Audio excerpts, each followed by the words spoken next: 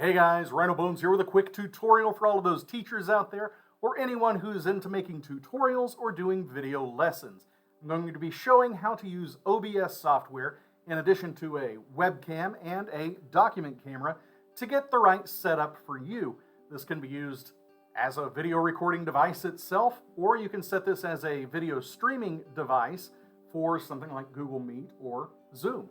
So let's check it out. I'm going to be doing this all right here on my computer. There's going to be some weird pauses, so in editing I'm going to go back and I'm going to kind of shrink those things, but for the most part I'm going to be doing all of the editing right here in OBS. It's going to be like you're here with me. Are you ready for this? Are you ready? I'm ready. Let's get to it. So the first thing I'm going to do on my computer is I'm going to use this little slider knob in OBS to change my scene, and it's a pretty cool effect. It just fades right in.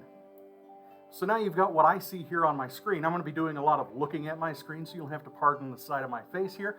But yeah, what I do, the very first thing I do when I install OBS is I go over here and I click on Studio Mode. And that sets you up with this screen here. You've got the preview window, which shows what's in the background, and you've got the program menu, which shows what you guys are seeing right now. So right now, you guys should be seeing the entire screen with 3 little me's, 4 little me's, off into infinity little me's in the corner there. What you've got to do first is you've got to set up different scenes. So I've got 3 set up here. I've got the screen capture scene, which is what you're seeing right now. I've got my full webcam, which is what you saw at the beginning of the video. And I've got my document cam with the nested webcam, which is what I use for a lot of my video lessons.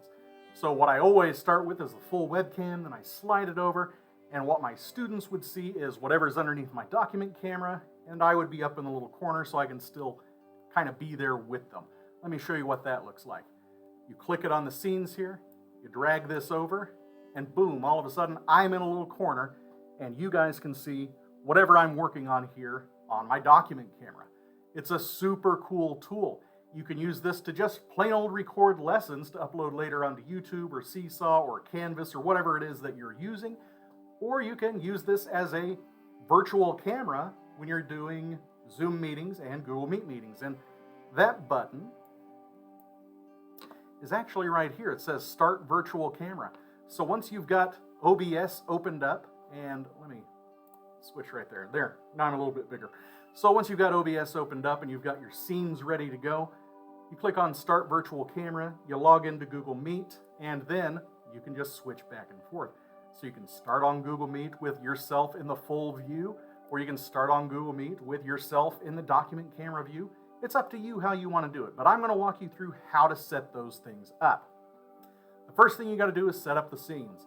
It's seriously as easy as pushing the plus button here, typing in a name for the scene, and then you get this blank thing. Mine's not blank. I've got 2 things here. I've got a display capture and I've got an audio input capture.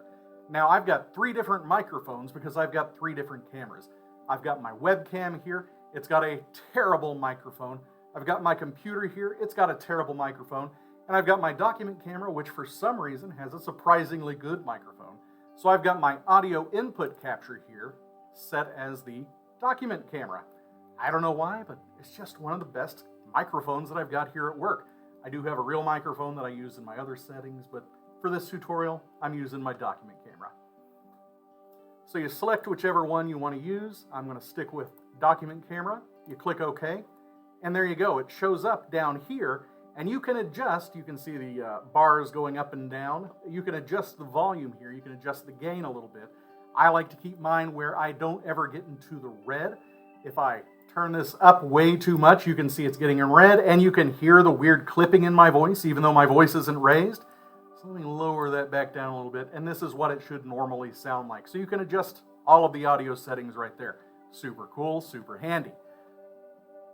On the display capture, that's what I'm using to show you my entire display. You probably wouldn't be using that one. Instead, you'll be using your webcam or your document camera. So what you do there is you click the plus button, you go to Video Capture Device. When you click the Video Capture Device, you're going to create New, you're going to type in whatever you want to name it, and you're going to click on OK. That brings up this window here, and you have choices. You can select the document camera, You can select your webcam. You can select the integrated webcam, which in my case is right there on the laptop. And whatever you select, it's just going to populate. It's going to work. So I clicked my Joy Access. I click OK. And that's what I've got. I've got myself set up in the screen. You can also adjust how big you are, all of those things. And yeah, so that's the basic setup for a full webcam here. I've got my Joy Access, which is my little webcam. I've got my audio input, which is coming from my document camera. And that's on my scene that I've named Full Webcam. Now for the document cam with the nested webcam, what I've got are two different video capture devices. I've got my main webcam, and you can see when I clicked on it, it turned it into this little red box here. I can adjust how big I want myself to be in the corner. It's really as simple as that. I usually like to have myself about like so. You select the document camera. You'd add it in just the same way as I just showed you. You click plus under sources. You click video capture device, and then you select whatever the video source is. And you can adjust how big that is. You can adjust if it takes up the whole screen, if it just takes up a portion of the screen. It's up to you. But those are your two scenes. Now, in order to move from the main scene to the next scene, it's seriously as easy as selecting the scene there. You slide the fader over, and it fades into whatever scene you've selected. You slide it back over, and boom, all of a sudden you are back inside of the document camera with the little nested webcam. It's seriously that easy. It does take a little time to get set up, and I totally recommend on your audio input that you select the one that sounds the very best for you. Like I said, in my case, the document camera here has the best microphone, and I'm sorry for anybody wearing headphones. You probably just heard a loud pop when I grabbed my little camera there. But yeah, that's seriously as easy as this is. To use this with Google Meets, let me do that real quick. What you should be seeing now is my Google Meet screen. I'm going to join now. I'm going to go into my settings. So click more options, go to settings.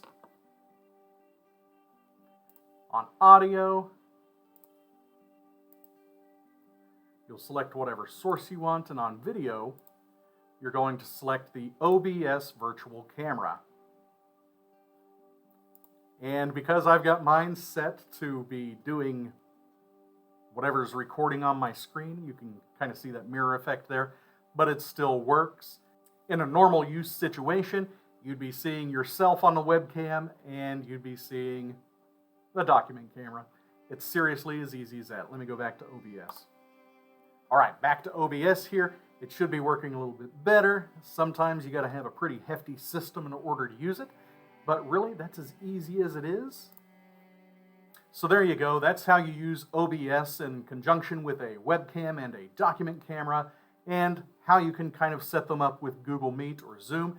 It's all kind of the same thing. As long as you have the Start Virtual Camera and the Stop Virtual Camera button ready, you are all set to go. You can record videos using OBS as well, and you can use all of those different transitions. Like I said, this whole video was recorded using OBS.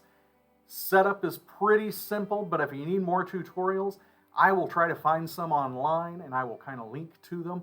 But once you play around with the software a little bit, you get the hang of it, and it becomes like second nature. I've been using this in the broadcast room with fourth graders. They've been able to run this themselves. It's really pretty cool stuff. I hope you enjoyed the video, guys. Like, subscribe, and all that jazz, and I will see you all later. Bye.